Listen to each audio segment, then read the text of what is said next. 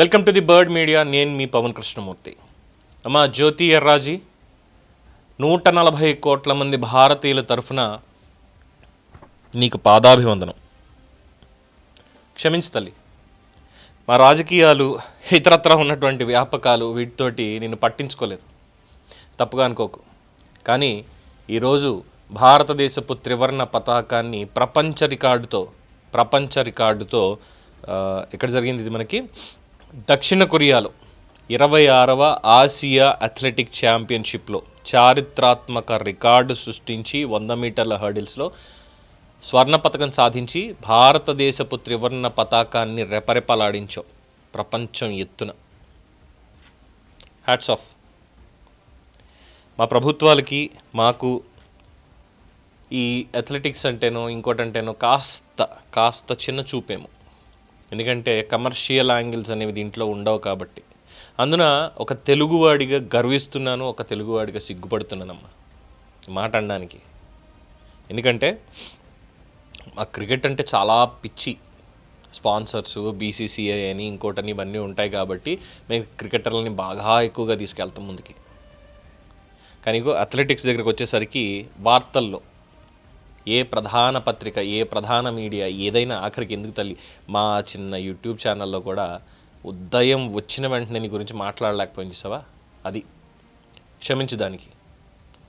ఒకసారి జ్యోతి ఎర్రాజీ వీడియో చూద్దామా?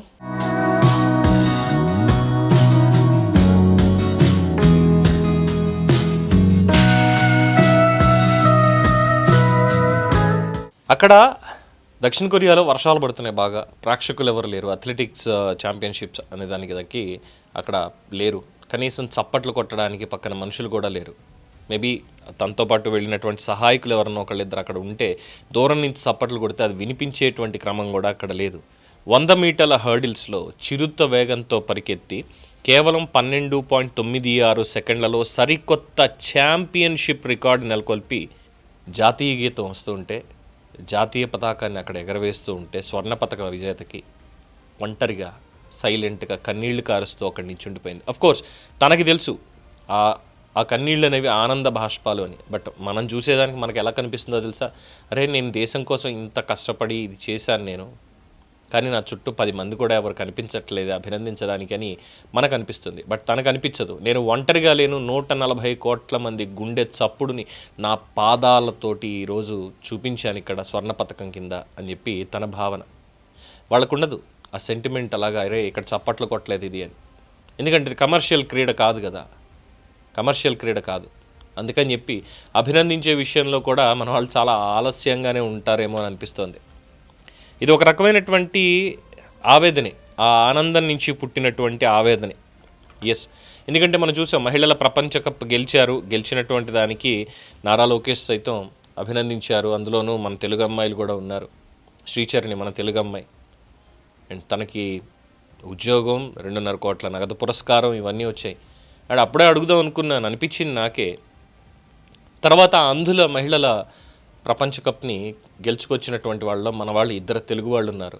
పవన్ కళ్యాణ్ గారు కూడా కలిశారు వాళ్ళని. కలిసిన తర్వాత వాళ్ళ ఊరికి రోడ్లు వేశారు సాయంత్రానికల్లా. అలాగే వాళ్ళకి ఇంట్లో సరిగ్గా లేదు అన్న దగ్గర వెంటనే పార్టీ తరఫున కార్యకర్తలు వాళ్ళు వెళ్ళి కావాల్సినవన్నీ కూడా సమకూర్చారు, అంతా అయ్యింది. బట్ ఎక్కడ ప్రకటన, ఎక్కడ?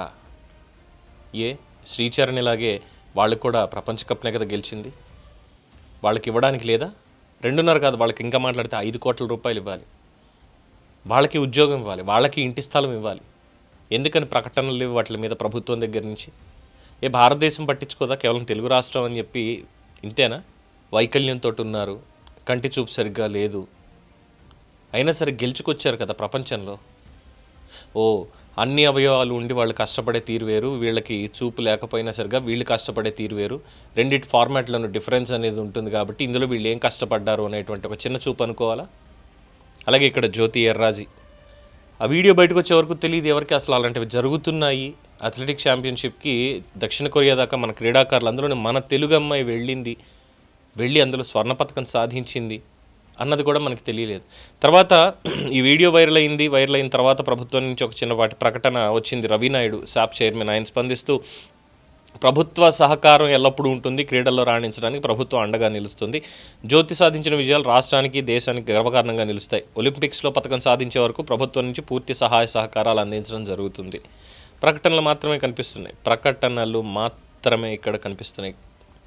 చేతల్లోకి వెళ్ళేసరికి I don't name it as a discrimination, but actually it is a discrimination.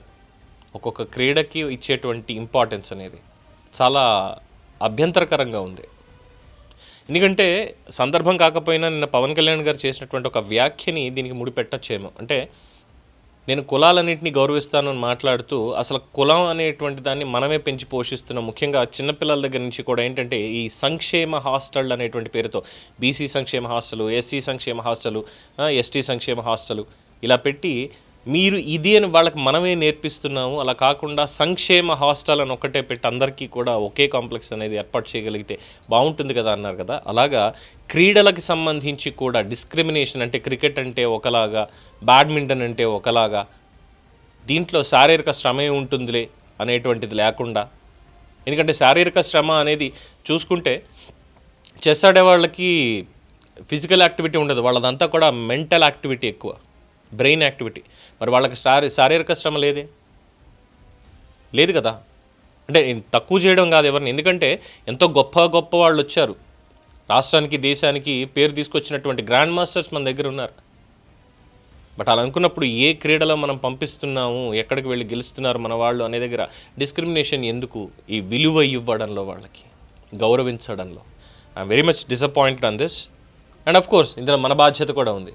మనం ఎవరిని ఎక్కువగా చూపించాలి ఇది అంటే, సూర్యకుమార్ యాదవ్ స్వీప్ షాట్స్ కొట్టాడ్రా, బ్యాక్ ఎలా కొట్టాడ్రా, ఆ తర్వాత యశస్వి జైస్వాల్ వచ్చాడ్రా, ఆ తర్వాత ఇంకొకటి వచ్చాడు, క్రికెట్నే పట్టుకుని తిరుగుతాం. మనం మిగతా క్రీడలకి మనకి ఆదరణ ఎక్కడుంది? ఎంతోమంది మట్టిలో మాణిక్యాలు ఉన్నారు అథ్లెటిక్స్లో. క్రికెట్ కంటే కూడా ఇంకా మాట్లాడితే వీళ్ళు పడేటువంటి శారీరక శ్రమ అసలు ఎక్స్ప్లెయిన్ చేయలేం. మరి ఇలాంటి వాళ్ళకి సరైనటువంటి గౌరవం దక్కుతోందా? నా వరకు అయితే ఖచ్చితంగా దక్కట్లేదని అంటాను. మరి మీరేమంటారు?